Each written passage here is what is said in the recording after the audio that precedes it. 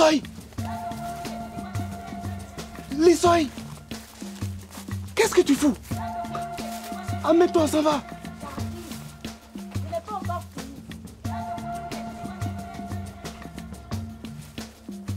Hé, tu es folle. Hé, il faut qu'on nous mette la main dessus. Je n'ai pas envie de partir maintenant. Lissoy, ya, s'il te plaît, ne m'oblige pas à te laisser ici. Hey! Hey! Encore vous!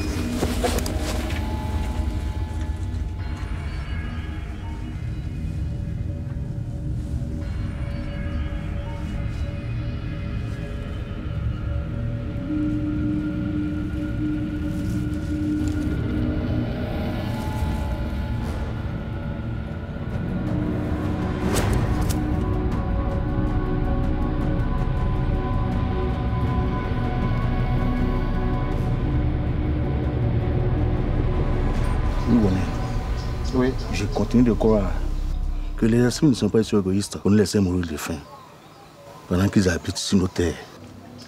Qu'est-ce que tu veux insinuer? Hier, j'ai suivi une conversation de deux villageois qui veulent se rendre à Kwa et se constituer en prisonniers afin d'avoir de quoi à manger et ainsi échapper à la famine qui va nous engloutir. Mais moi, qu'est-ce que je suis censé faire? Parler aux esprits? Celui qui parle aux esprits, c'est toi, hein? Pas moi. Pourtant, dès qu'il s'est agi de venir terre par interdit, c'est à toi que les esprits ont parlé. Oui. Mais il ne me parle plus. Je ne sais pas pourquoi. Pardonnez-moi mon intrusion, mais j'ai oublié de donner à boire au gardien des fétiches.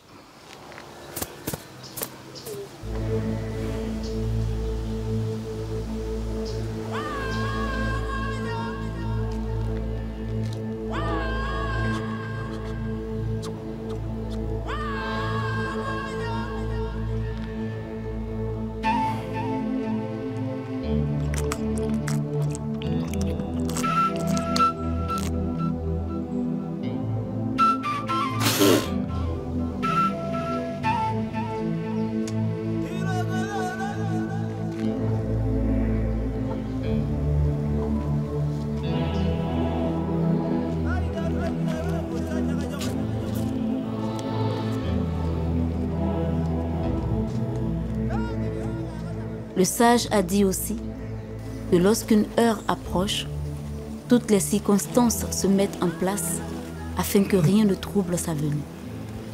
Lissoy, tu portes bien ton nom. Jolie femme. Ton père doit être quelqu'un de formidable. Je ne l'ai pas connu.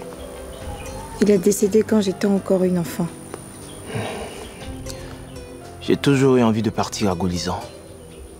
Mais depuis tout petit, mon père m'a interdit d'y mettre les pieds.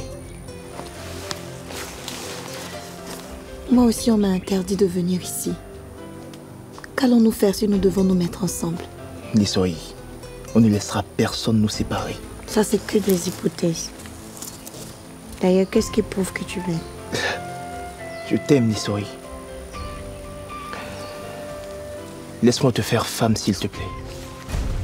Quoi? Tu veux me déshonorer? Oui, je sais. Et je serai obligé de t'épouser. C'est exactement ce qui est arrivé à mes parents. Ma mère était sur le point d'être donnée en mariage au fils du gardien des fétiches quand elle a rencontré mon père. Il l'a déshonoré et il est obligé de l'épouser. Ce n'est pas pareil. Le village de ton père n'était pas ennemi à celui de ta mère. Aujourd'hui, beaucoup de choses ont changé. Lissoy, tu te rends compte? Nous pouvons être la clé de réconciliation de nos deux villages. Mais je pourrais être enceinte. Ma mère va me tuer. Tout ce qui peut t'arriver de pire, c'est que tu deviendras la femme du père de ton enfant. Aucune tradition ne peut aller contre ça.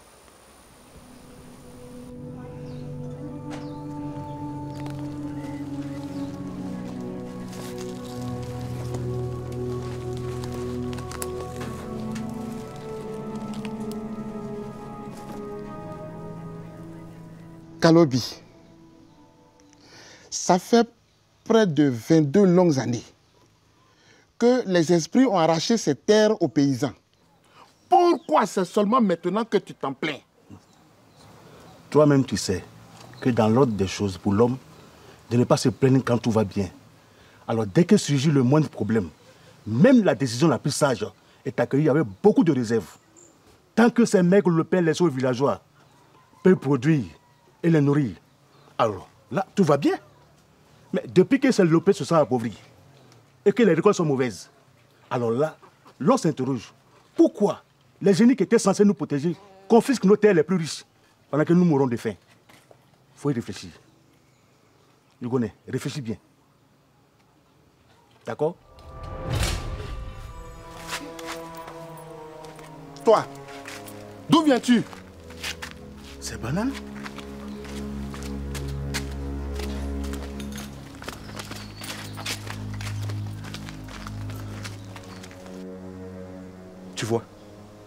Tu vois ce à quoi nous sommes voués? L'humiliation va nous narguer.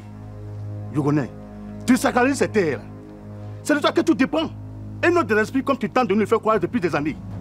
Ressaisis-toi, Yugoné. Fils de malheur. Jusqu'à quand vas-tu jeter le tronc sur moi? Hein?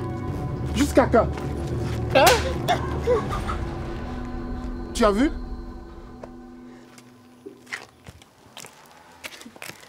Que les insectes soient avec toi, chef. Qu'ils soient avec toi, femme. Ton mari est là? Oui, je vais le chercher. Que les esprits soient avec toi, chef. Qu'ils soient avec toi aussi. Mais on n'a pas terminé notre discussion de la dernière fois. Ah, c'est vrai. Femme, le singe, le jour, perché au sommet de l'arbre, écoute la sagesse de la forêt. Et la nuit venue, il a murmuré à l'oreille de sa guenon. Chef, on va s'installer.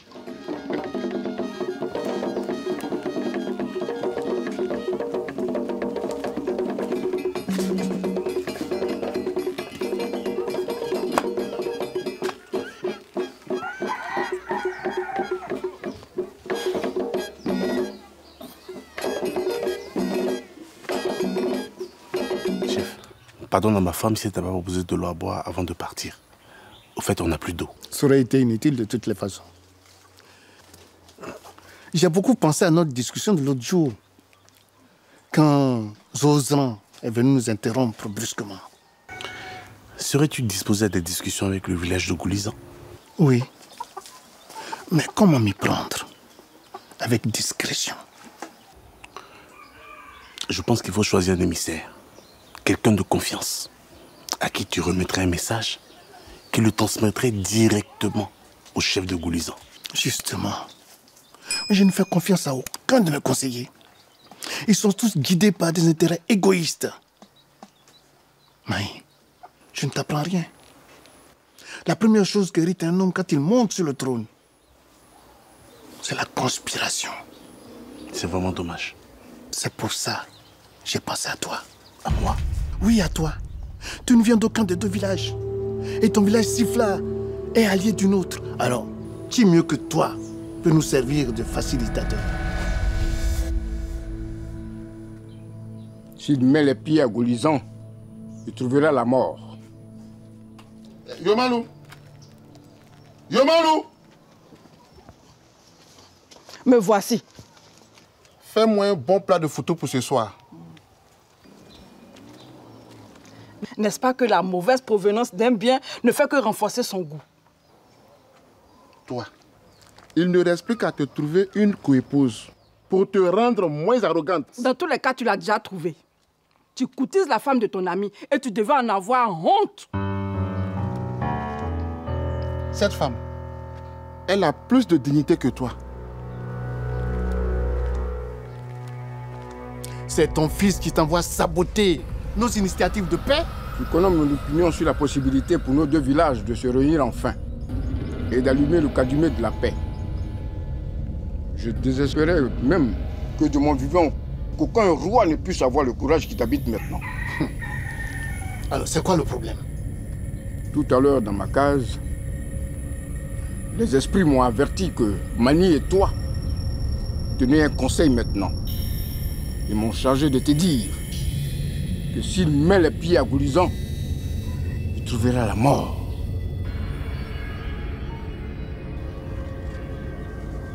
Qui donc devrais-je envoyer? Je transmets juste ce que j'ai reçu. Ah, les esprits. Oh, ils me tuent parfois. Oh. J'ai beaucoup de respect pour Gobazan. Mais je pense qu'il est mû d'une autre intention que celle de me sauver la vie. On ne va pas prendre de risques. Ce sorcier est capable de te faire du mal et te faire croire que c'est parce que tu ne respectes pas la volonté des esprits. Je vais prendre congé de toi.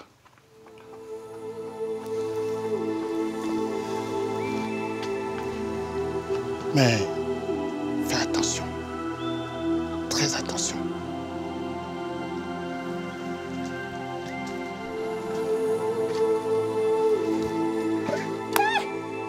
Tu as abandonné ma fille dans ce village? Mais pourquoi? Elle n'en fait qu'à sa tête. Je l'ai supplié de me suivre, mais elle a traîné les pas. Même quand le propriétaire est venu, elle n'a même pas daigné s'enfuir. Mais diable, pourquoi tu l'as amenée là-bas? Elle me l'a demandé. Elle voulait qu'on apporte un peu de provisions au village. Et c'est dans le champ des ennemis que vous êtes parti chercher ces provisions? Qu'est-ce qui vous a pris? Je suis désolé. Tu es désolé?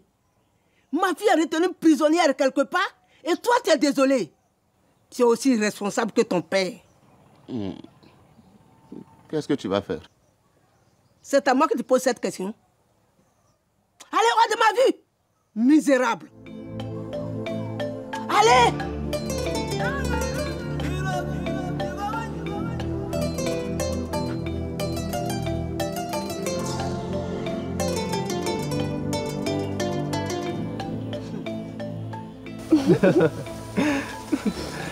Tu dois rentrer maintenant. Tes provisions sont de l'autre côté. Et si je refuse de rentrer, tu vas camper ici avec moi? Arrête. Ta mère va s'inquiéter.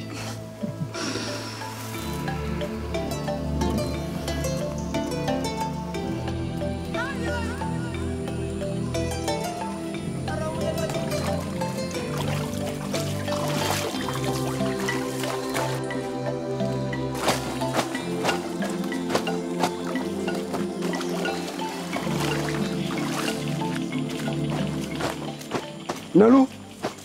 Nalou! Mais qu'est-ce qui ne va pas avec toi, Zoza? Tu vas laisser ma famille en paix? Je viens de voir le chef rentrer chez toi. Qu'est-ce qu'il complote avec ton mari? Je n'en sais rien.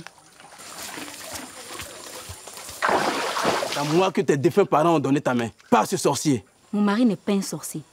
Les esprits n'ont pas voulu que tu t'en prennes à lui la nuit dernière. Voilà pourquoi ils t'ont filé une raclée. Mais je te préviens, tu n'auras pas une seconde chance. C'est ce qu'il t'a dit. Tu vois pas qu'il se fout de toi depuis 22 ans? J'ai maintes fois entendu cette rengaine. Mais tu sais quoi? Je me réjouis de ne pas avoir de belle-mère, ni de beau-frère qui allait me pourrir la vie. Comme tu es naïve et stupide. Quelqu'un qui n'a ni père, mère, frère, sœur, ni village. Et qui a des pouvoirs mystiques.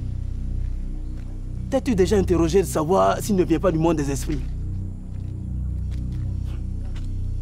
Aucune ride. Aucune ride. Il reste toujours aussi jeune. Comment ça se fait? Hein? Finalement, je me réjouis de n'avoir pas une femme aussi idiote que toi.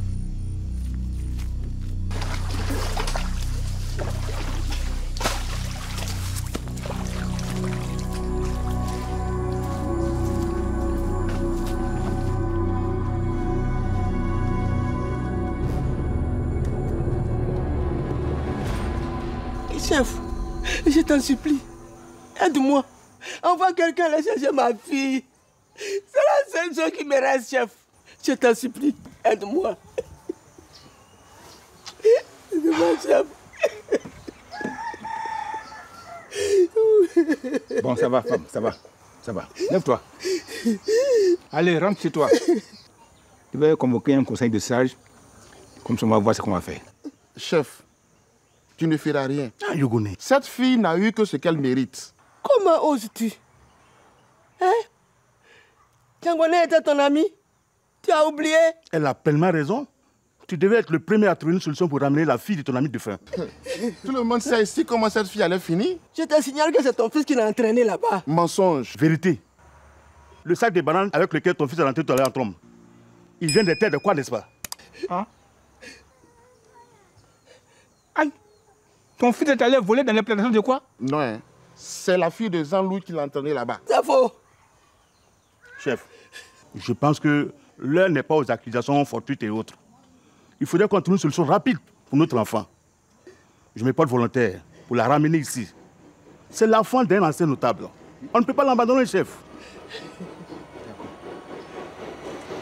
De quelle fille parlez-vous? Ah, ma fille.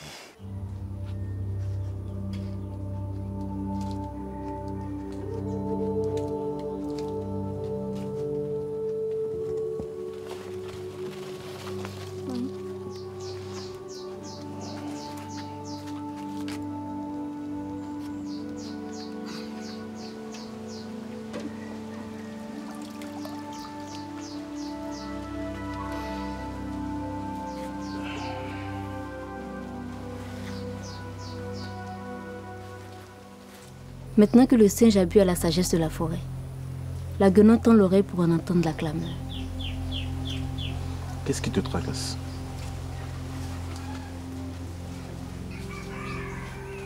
Aurais-tu parlé à Zonzan?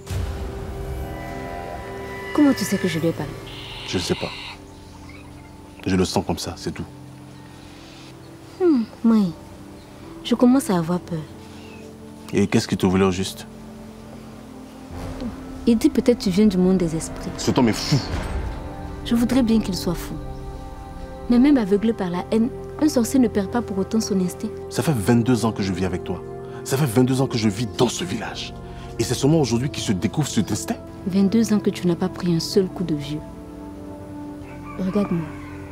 Je parais plus vieille que toi. Et tu n'es jamais tombée malade non plus. Et c'est pour ça que je viens du monde des esprits. Ma condition physique ne justifie pas pourquoi je ne vieillis pas ni ne tombe malade. Vous ne manquez pas d'imagination, vous deux. Et le fait que tu te dédoubles souvent. Ça aussi, c'est dû à ta condition physique. Va me faire manger. Oui. S'il te plaît.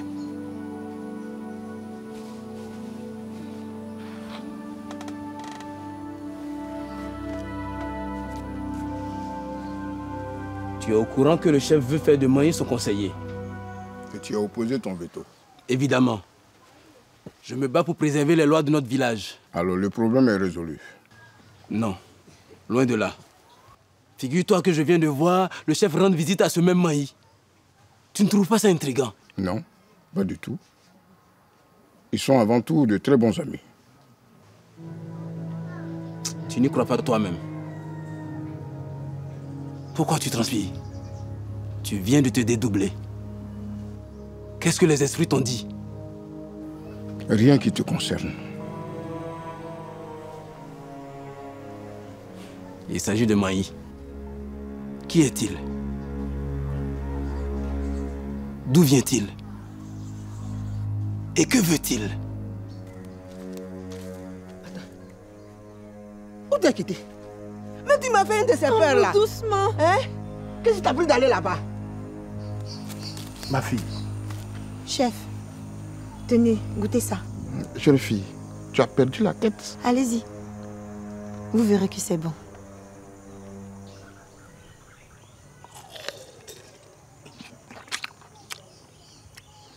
C'est bon, n'est-ce pas? Il provient des terres de ceux qu'on appelle nos ennemis. Ils en ont à profusion. La nourriture pourrit dans leurs champs, pendant que nous on meurt de faim à cause d'une stupide guerre. Tu profanes la mémoire de nos ancêtres. Nos ancêtres ne peuvent plus mourir de faim. Mais nous si. Et d'ailleurs, nos ancêtres, qu'allons-nous leur dire quand nous allons les rejoindre? Et qu'ils nous demanderont pourquoi nous avons commis les mêmes erreurs qu'eux. Seras-tu en train de dire que nos ancêtres se sont trompés? Chef, c'est un scandale. Chef, les hommes se trompent. Et nos ancêtres, ils étaient des hommes avant de rentrer dans l'éternité. Chef, si je faisais partie de votre conseil, je vous proposerais de faire la paix avec nos frères de Kwa. Ne serait-ce que le temps que cette famine passe. Et après, on reprendrait les hostilités. Ça s'appelle une stratégie. Mais je ne suis qu'une femme. Et paraît-il que les femmes n'ont pas le droit de siéger au conseil.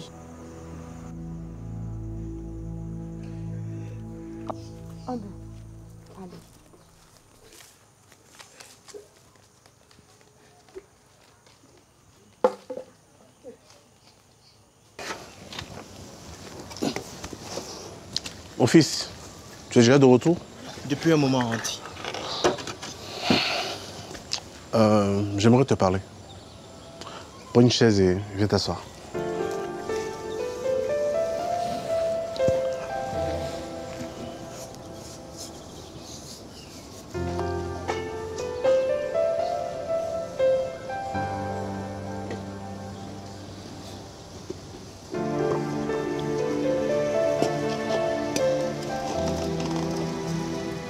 Dis-moi, les jeunes gens du village d'à côté qui ont volé dans notre champ la dernière fois, sont-ils revenus? Non, pas vraiment. Tu es sûr que personne du village de Goulizan n'est venu voler dans notre champ? Non, Anti. Mais pourquoi est-ce que tu ne dis pas vrai? Je sais qu'ils sont revenus. Et je sais même que tu as une très bonne relation avec la jeune fille. Mais comment tu sais tout ça, Anti? Je le sais. C'est peut-être une intuition. Mais je veux qu'ils reviennent. Attends. Tu voudrais que des personnes reviennent voler dans notre champ? Mais pourquoi? Parce qu'ils peuvent servir de réconciliateurs entre nos deux villages. Tu parles sérieusement? Oui. Le chef cherche désespérément des gens pour ouvrir les négociations entre notre village et celui de Goulizan. Je crois que nous avons cette personne, Nanti.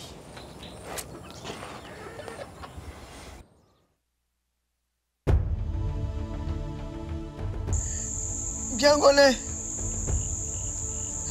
Biangoné, si tu m'entends, entre les hommes et les esprits, régions nos ancêtres pour qu'en fait, je puisse faire mon deuil et refaire ma vie.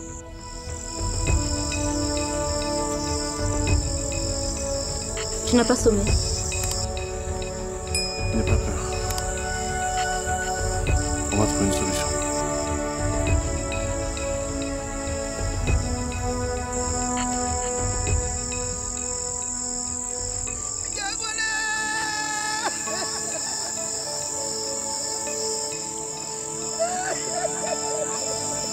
Qu'est-ce qu'il y a? Tu n'entends rien? Comme quoi? La voix d'une femme en détresse qui m'appelle. Une femme qui t'appelle? Elle dit un nom.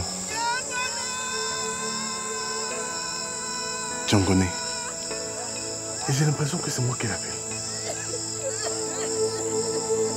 Le sage a dit aussi que quand vous entendez une voix vous appeler, une voix que personne d'autre à part vous n'entend, c'est que vous êtes à un pas de l'au-delà.